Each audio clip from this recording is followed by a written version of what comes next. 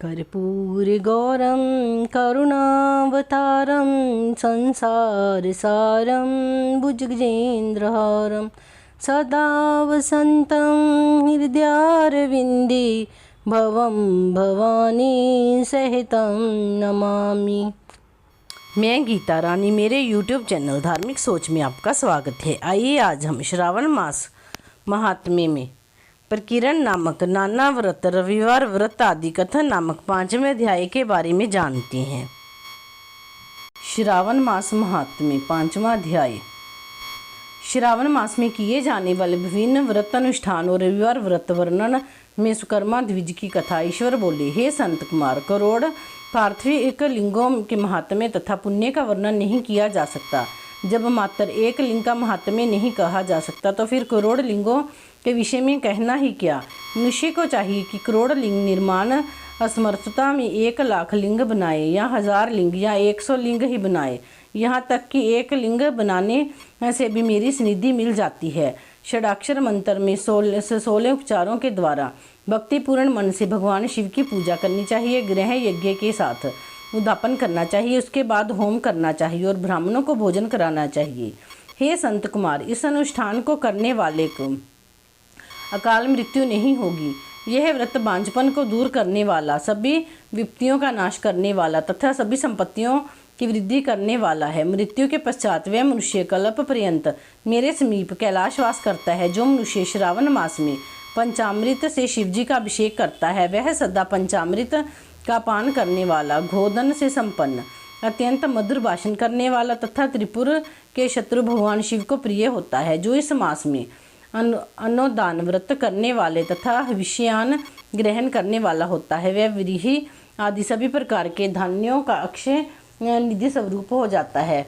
पत्तल पर भोजन करने वाला श्रेष्ठ मनुष्य स्वर्ण पात्र में भोजन करने वाला तथा शाक को त्याग करने वाला शाक करता हो जाता है। श्रावण मास में केवल भूमि पर सोने वाला कैलाश में निवास प्राप्त करता है।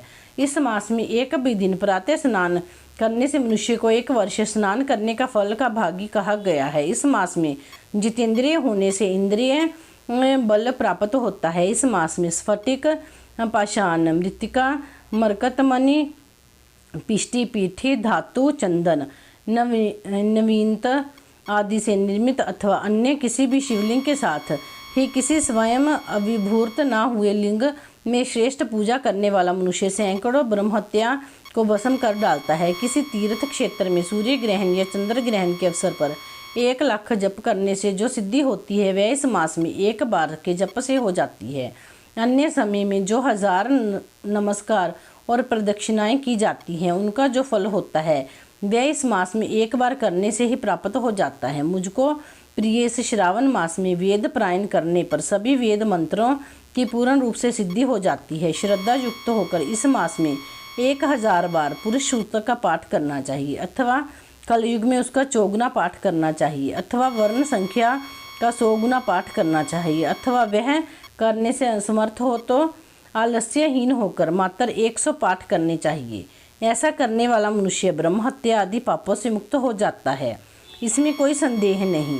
गुरु पत्नी के साथ संसर्ग जन्य पाप के लिए यही महान प्रायश्चित है। इसके समान पुण्यप्रद, पवित्र तथा पापनाशक कुछ भी नहीं है।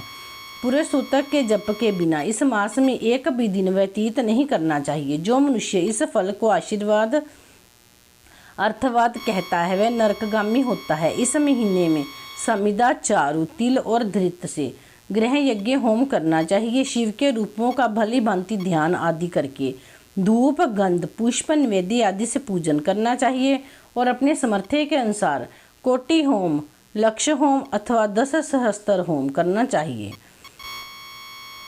तिलों के द्वारा यह ग्रह नामक होम किया जाता है। हे संत कुमार, इसके बाद अब मैं वारों के व्रतों का वर्णन करूंगा, आप सुनिए। हे नंद, उनमें सर्वप्रथम मैं आपको रविवार का व्रत बताऊंगा। इस संबंध में लोग एक प्राचीन इतिहास को कहते हैं। प्रतिष्ठा रूप में सुकर्मा नामक एक द्विज था। वह दरिद्र, कृपण तथा भिक्षावृत्ति में लगा रहता था। एक बार वह धान्य मांगने के लिए घूमते घूमते नगर में गया। उसने किसी एक गृहस्थ के घर में मिलकर रविवार का उत्तम व्रत करती हुई स्त्रियों को देखा तब उसे देखकर वे स्त्रियां परस्पर कहने लगी कि इस पूजा विधि को शीघ्रतापूर्वक छिपा लो। इस पर वह विप्र उन स्त्रियों से बोला, हे श्रेष्ठ स्त्रियों, आप लोग इस व्रत को क्यों छिपा रही हो? समान चित्त वाले सज्जनों के लिए परमार्थ ही सर्वार्थ है। मैं दरिद्र तथा दुखी हूँ। इस श्रेष्ठ व्रत को सुनकर मैं भी इसे करूँगा, अतः आप लोग इस व्रत का विधान व फल अवश्य बताइए। स्त्रियां बोली, हे द्विज, इस व्रत के करने में आप उन्माद तथा प्रमाद करेंगे अथवा भूल जाएंगे अथवा इसके प्रति अभक्ति या अनास्था रखने लगेंगे, अतः आपको यह व्रत कैसे बताऊं? उनकी यह बात सुनकर उनमें जो एक प्रौढ़ा स्त्री थी वह उस ब्राह्मण से व्रत तथा व्रत की विधि बताने लगी। हे ब्राह्मण, श्रावण मास के शुक्ल पक्ष के प्रथम रविवार को मौन होकर उठ करके शीतल जल से स्नान करें।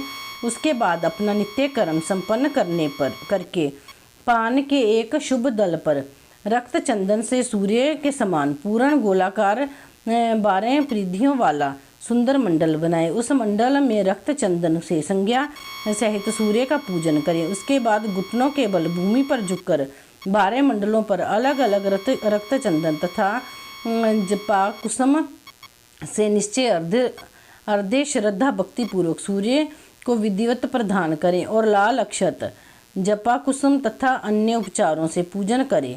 उसके बाद मिश्री से युक्त नारिकेल के बीज का नैवेद्य अर्पित करके आदित्य मंत्रों से सूर्य की स्तुति करें और श्रेष्ठ 12 मंत्रों से 12 नमस्कार तथा प्रदक्षिणाएं करें। उसके बाद शह तंतुओं से बनाए हुए सूत्र में शह ग्रंथियां बनाकर देवेश सूर्य को अर्पण करके उसे अपने गले में बांधें और पुनः 12 फलों से युक्त बायन ब्राह्मणों को प्रदान करें। इस व्रत की विधि से किसी के सामने नहीं सुनाना चाहिए।